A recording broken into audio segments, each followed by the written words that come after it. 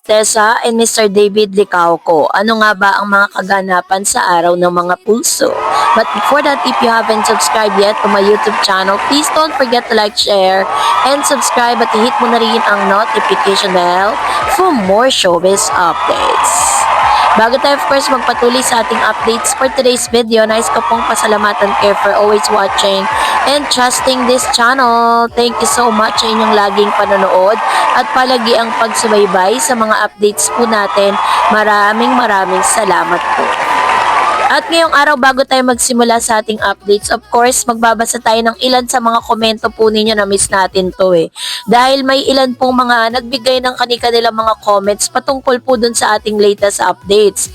Unahin natin si Miss Melanie Sultan. Sabi niya, nawa mabigyan sila ng bagong project. I'm always Barda from OFW watching. Nakilig ako at nawala ang stress ko. I love you both. Ayan. Sabi naman ni Miss Helen, good news naman Miss Tarets, ganyan si David, never say die talaga. He waited for a long time. He never gave up.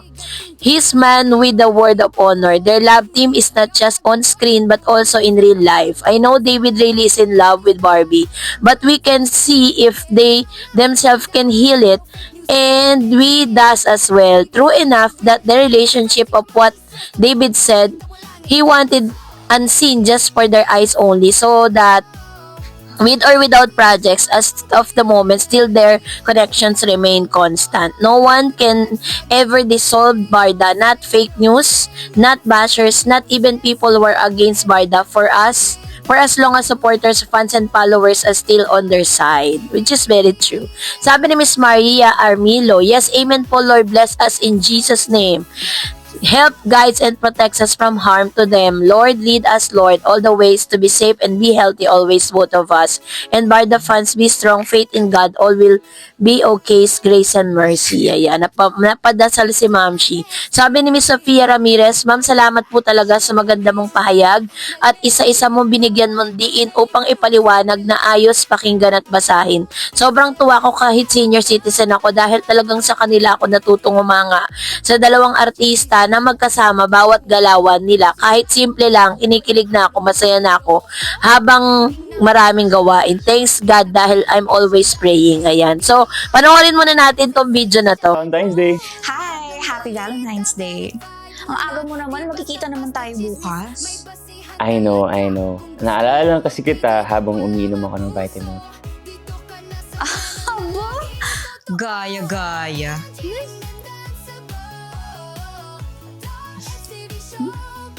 I guess we're starting Valentine's Day the same way. Gusto ko lang sabihin sa'yo na I'm really glad na kasama kita sa lahat. I'm also glad na kasama kita. Ikaw ang pahinga ko sa lahat ng pagod at stress ko sa buhay. Gets kita. Kasi yung mga days din na pagod ako. But, you always know how to make my days extra sweet. Uy, I know we're super busy, pero don't forget to take care of yourself and drink something healthy, okay? Of course, here's a toast to more memories. Here's to more. Pagpatak pa lang ng Feb 13, magta-12, ay pinost na po yan ni Mr. David Licauco sa kanya pong Instagram account, kung saan ginulat ni Mr. David ang lahat ng mga Barda fans sa kanyang latest post, no?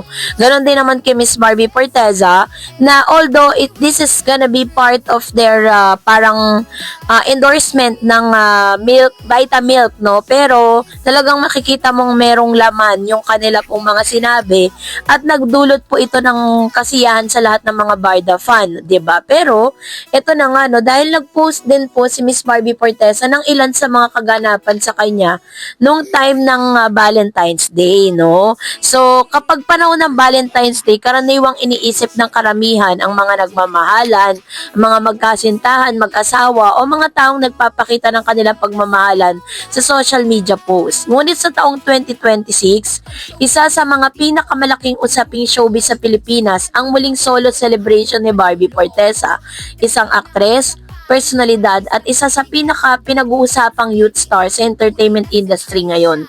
Sa artikulong inilathala ng Abante News noong Feb 15, 2026, ipinakita ni Barbie na hindi niya kinakatakutan or tinatakasan ang pagiging solo sa isang okasyon na karaniwang itinuturing na para sa magkasindahan. Ang Valentine's Day, bagkos ginagawang masaya at inspirasyon ng araw na yon para sa personal niyang pag-unlad, self-love at pagkilala sa sarili.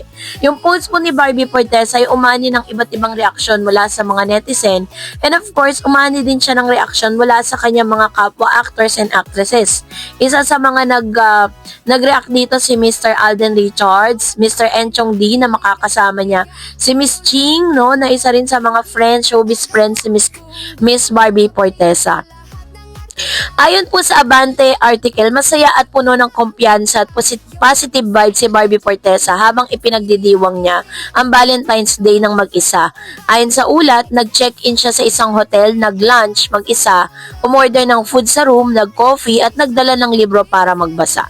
Nanood ng sine, nag-gym at ipinakita ang buong araw sa Instagram reel, A Day in My Life of Barbie Fortesa. Hindi ito ang karaniwang Valentine's Day celebration ng maraming tao, ngunit ipinakita nito na kayang gawing masaya at makabuluhan ng araw walang kasama. Tigit sa lahat, ipinakita nito ang pagiging komportable ni Barbie sa sarili niyang company at buhay.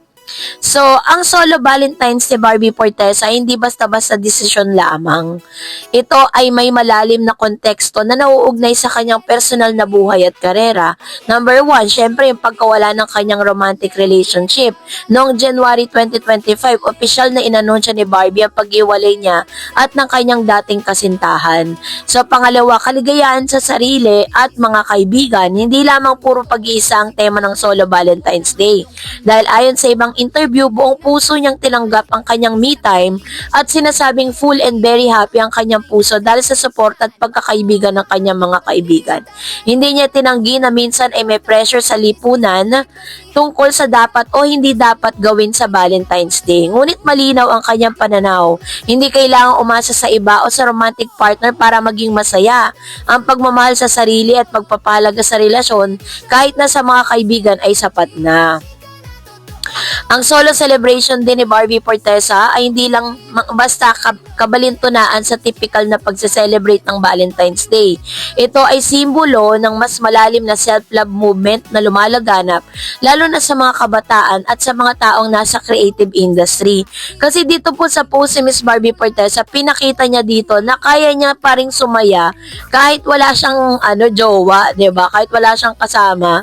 At talagang pinapakita niya dito na worth it yung parang sineselebrate niya yung kanyang sarili na nakayanan niya for how many iisang taon na isang taon na nung January nung siya po ay huling nagkaroon ng last time na in-announce sa publiko na siya po ay single, 'di ba? Kaya naman talagang tinuturing na inspirasyon si Miss Barbie Fortesa sa iba dahil sa pinapakita nitong magandang halimbawa. So, hindi lamang si Barbie ang nagpahayag ng positive na pananaw tungkol sa pagiging solo Valentine's Day. Sa social media at forums, may mga post sa ordinaryong tao na masaya rin pinagdiriwang ang kanilang solo Valentine experience sa pamamagitan ng solo dinner, self-care activities, paglalakad, pagbasalin libro at panood ng pelikula o series. Ang mga ganitong stories ay nagpakita ng hindi nakakahawa ang pagiging malungkot o mawala ng partner bagkus nagiging pagkakataon nito upang mag-focus sa sarili at pagdiwang ang pagmamahal sa sarili at sa mga kaibigan.